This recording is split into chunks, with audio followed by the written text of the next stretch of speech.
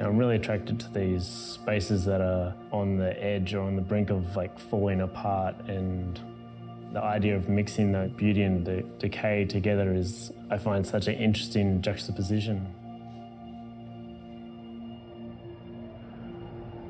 I moved to Melbourne in 2001, and as soon as I got here, I just fell in love with all the stencils and stickers I saw on the street and just fell into that street art scene.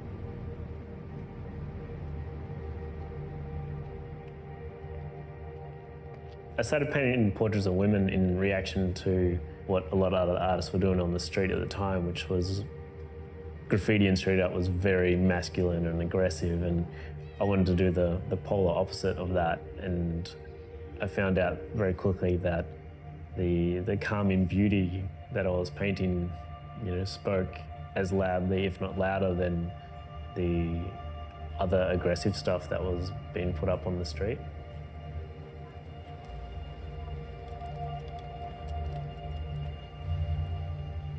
The women I work with are models that I photographed to create a series of reference images that I then work from. But the images I try and paint are trying to capture this very fine emotion, and it's not so much about painting a portrait, it's more about a representation of emotion.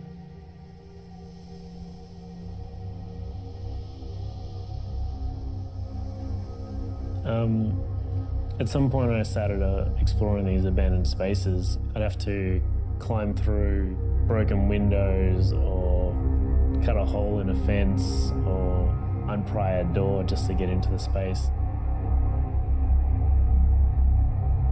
When you walk into a space that's been abandoned, and you automatically start trying to piece together why has this space been emptied. There's this strange sense of there was humanity in this space and now it's gone, and me trying to paint a person back into that, trying to bring that human element back into that space or that world.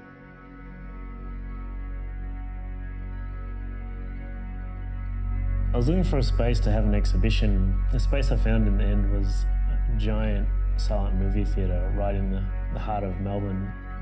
It's been empty for quite a few years now, and it looks like they're going to knock it down and put up another block of apartments. So I took it as an opportunity to make use of this amazing space one last time before it goes.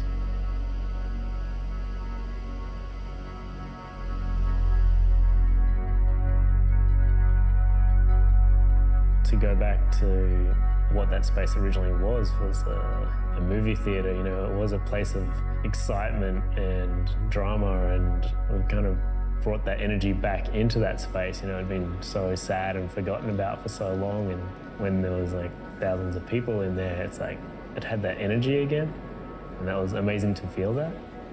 And to have people to come into a space or see a space and have a connection with it. People told me that it almost felt like spiritual. People just walk in off the street and just like, what's this?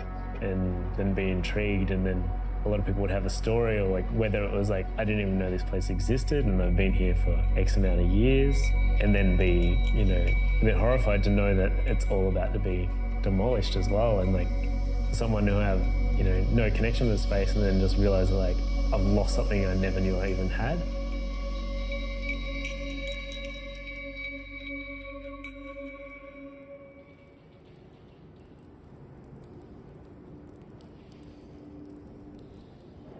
The latest one is a giant industrial site that is all about to be demolished and turned into a new property development.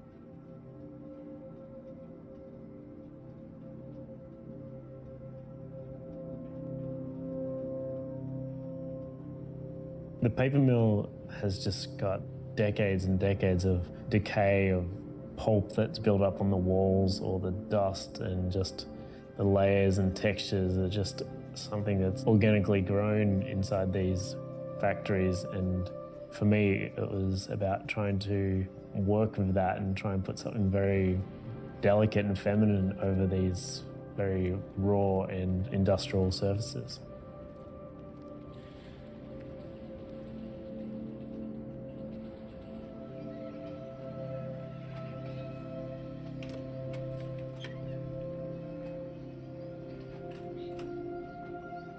I feel that like a lot of my work was a lot more two-dimensional, whereas now I'm working in these real 3D environments where I can actually scratch a wall and that becomes part of the final artwork.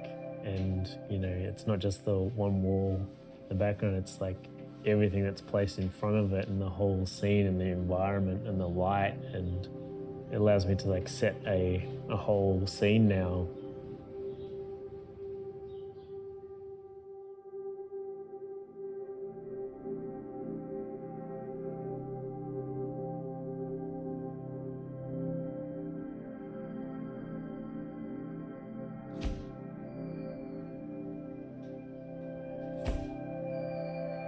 I hope my work makes people realize what we're sometimes losing, and you know, it's maybe often like a bit of a send-off or a reminder of what we are about to lose.